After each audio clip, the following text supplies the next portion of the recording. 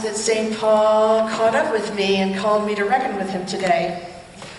You may have noticed that I tend to minimize the letters of Paul when I preach. This is because I find that his difficult way of putting things can really get in the way of my story. Today, Paul is as clear as a bell, joyful, straightforward, brilliant. Because Paul takes on the problem of how to be one church, one body of Christ in a diverse and often hostile world. The problem of that very early church was to unite people who had recently been so divided that they did not speak to each other, let alone share the same faith.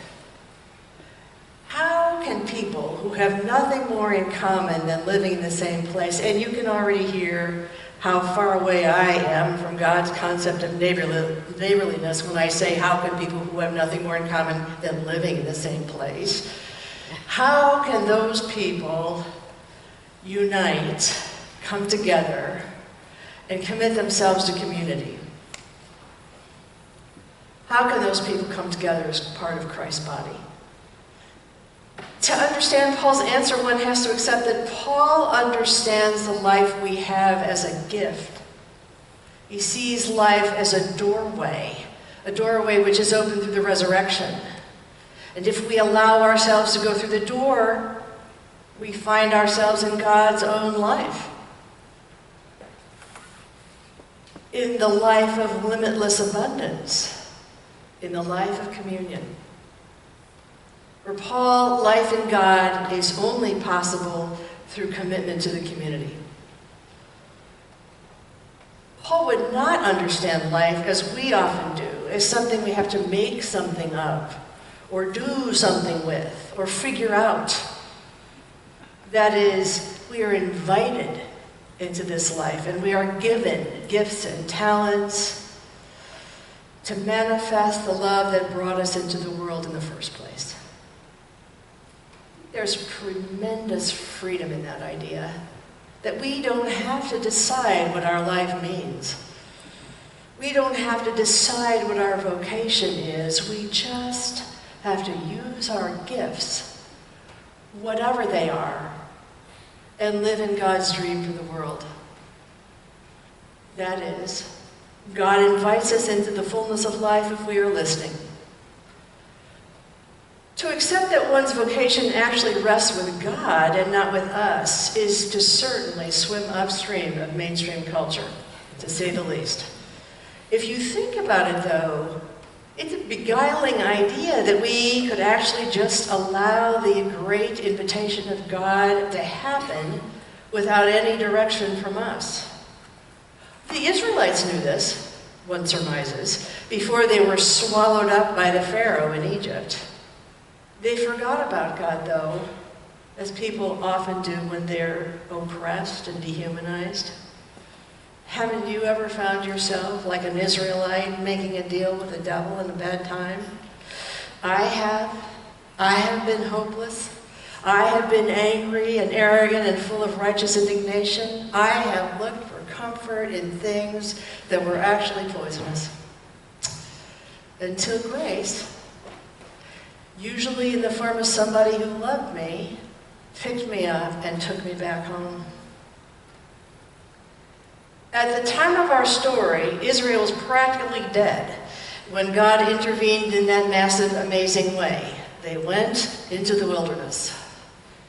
I love this reading from Exodus because I can always picture the Israelites complaining to Moses about the miserable desert with no food and water. We may have been dead, but we at least had food in Egypt, Moses. And in my mind, I can hear God saying, "Holy Toledo, these Israelites! What a bunch of whiners! Do they have any idea who I am?" And then the manna and the quail and the water appear. And of course, the deeply, deeply interesting thing about this manna, the thing we're still trying to figure out here in the 21st century, is that there is always enough.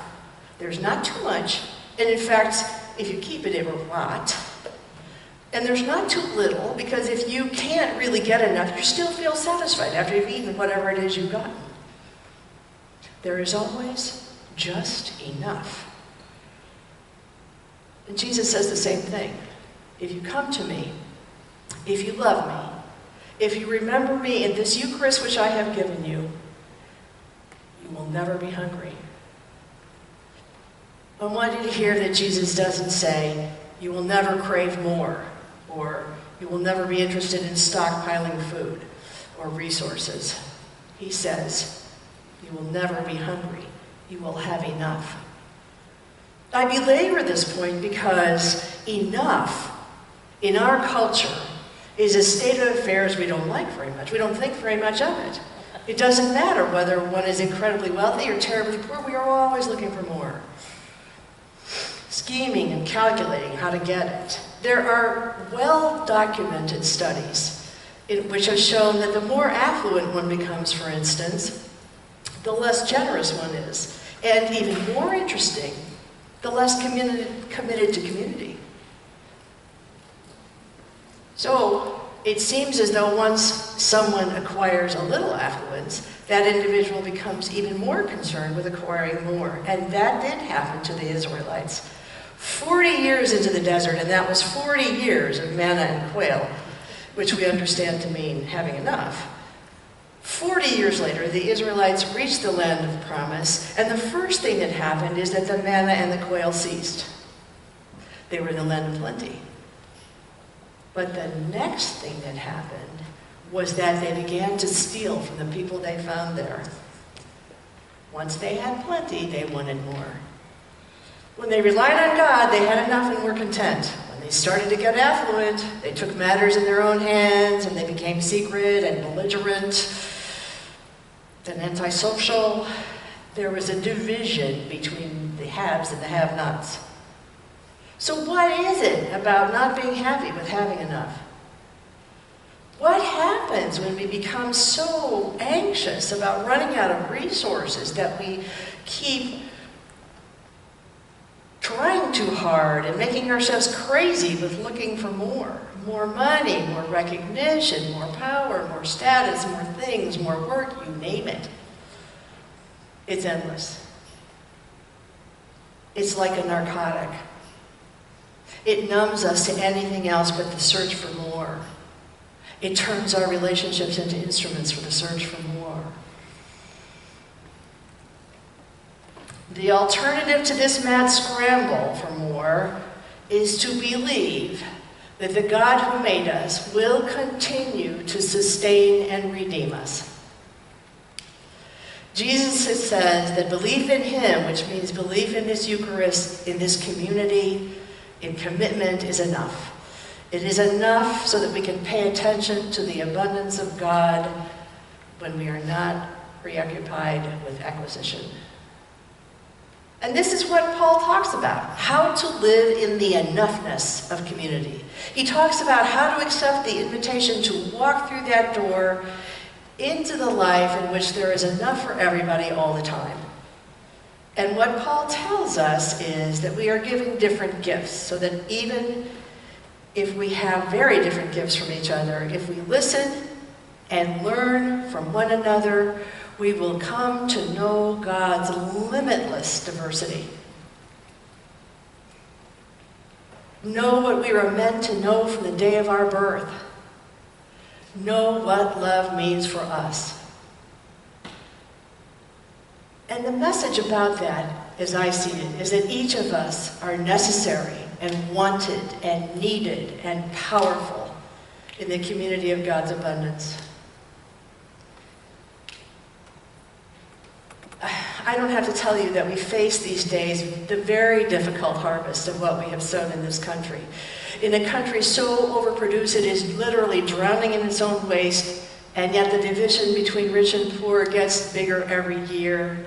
We live in a country where people have ceased to talk to each other about what matters to them, and instead have taken to hurting each other and each other's children.